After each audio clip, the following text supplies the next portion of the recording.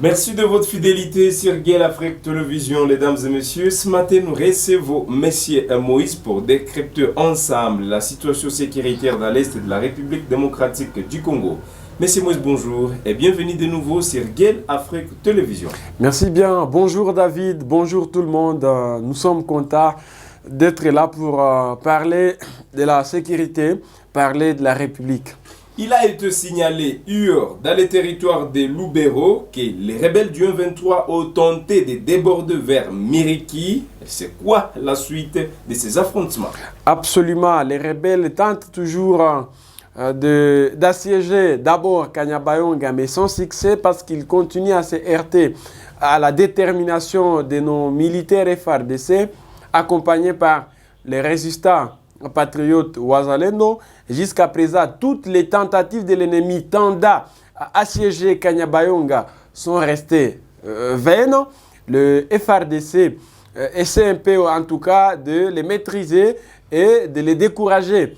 Nous sommes en train, en tout cas, de féliciter les efforts de l'armée déployés dans ce sens-là et nous invitons par la même occasion la population de Kanyabayonga à ne pas céder à la panique, à ne pas quitter cette cité, parce que c'est ça aussi l'objectif de l'ennemi, c'est créer la psychose, c'est créer la panique en vue de faire en sorte que certains compatriotes se vident de cette agglomération.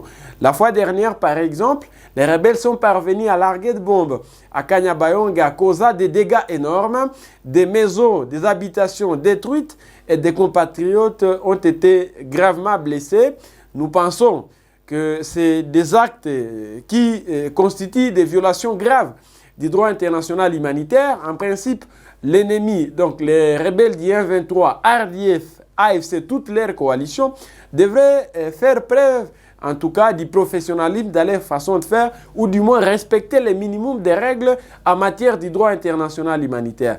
Comme ils ne le veulent pas, mais enfin, il faut maintenant que l'armée aussi essaie un peu de se mettre à l'œuvre et de décourager tous ces actes criminels qui sont en train de commettre dans cette partie de la province du Nord Kivu.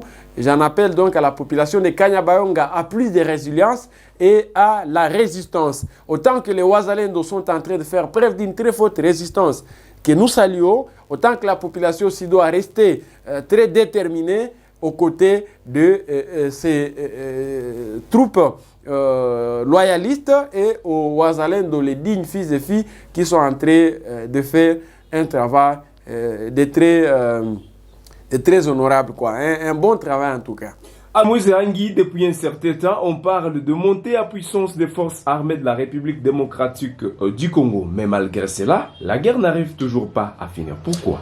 Absolument. Notre armée, le FARDC, se débrouille pas mal. On essaie de le dire.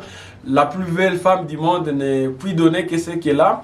L'armée jusque-là fait le meilleur d'elle-même dans les conditions que vous connaissez. Nos militaires jusqu'à présent travaillent aussi pas vraiment dans les meilleures conditions.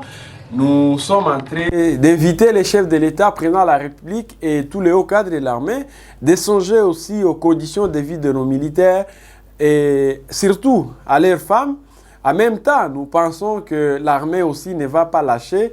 Elle va en tout cas poursuivre les combats, les offensives contre l'ennemi de la République au point de restaurer la paix parce que c'est envers elle que repose l'espoir du peuple congolais. Donc, ce qui parle de la montée en puissance des FARDC n'ont pas forcément tort parce qu'il y a des efforts qui sont en train d'être fournis et qui valent la peine d'être encouragés.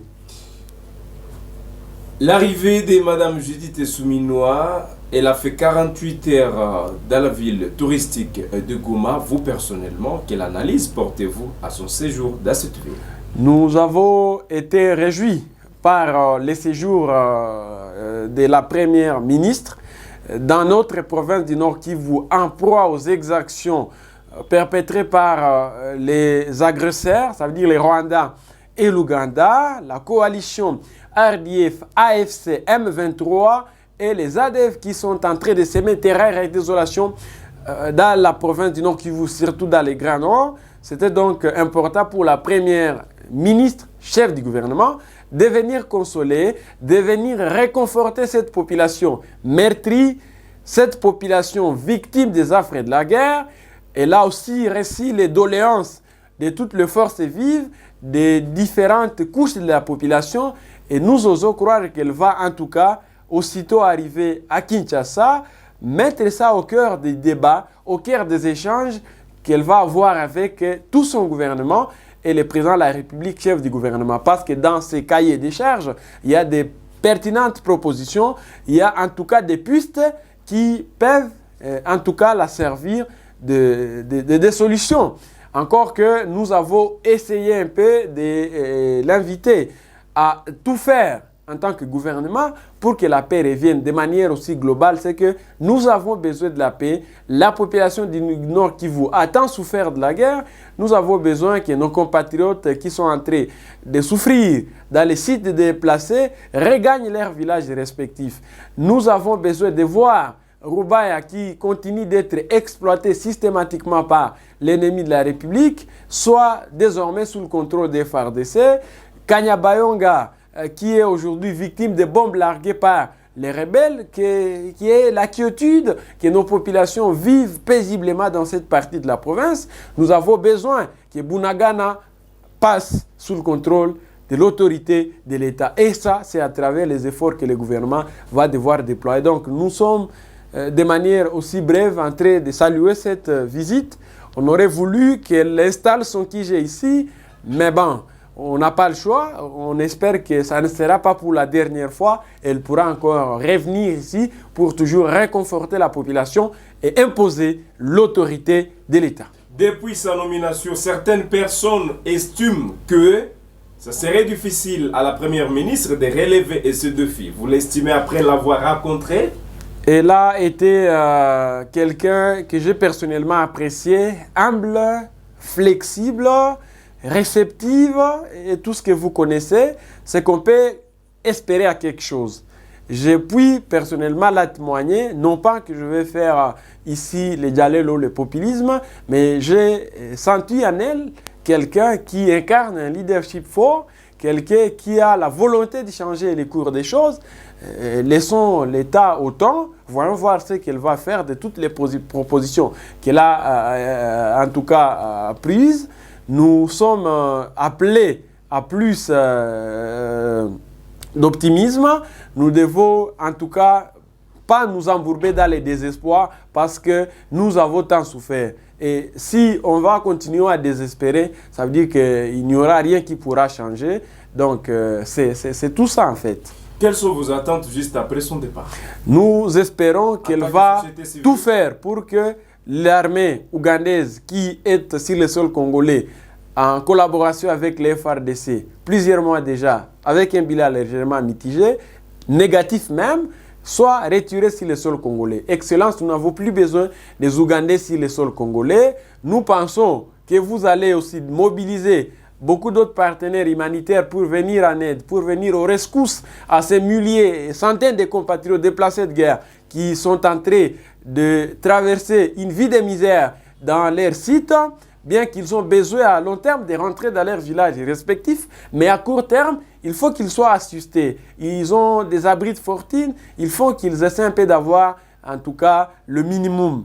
Nous pensons aussi que vous allez faire de votre mieux pour que désormais l'on essaie un peu de majorer le solde de nos militaires. Parce que c'est aussi ça, la victoire d'une guerre. On ne peut pas prétendre gagner une guerre avec des militaires qui ne sont pas bien entretenus, avec des hommes en uniforme qui sont affamés. Ils ont des familles, ils ont des enfants et consorts, mais il faut que ces enfants aussi se sentent considérés par la République. Et ça, c'est vous qui devez le faire à travers tous les moyens de la disposition qui sont à votre portée. Merci. Alors un message à tous les FARDC, mais également les jeunes résistants Wazalendo. Soutien total à nos militaires, soutien total à nos VDP volontaires engagés pour la défense de la patrie. Très chers compatriotes, poursuivez l'ennemi jusqu'à son dernier retranchement. Le peuple est derrière vous et les ancêtres vous accompagnent. Merci.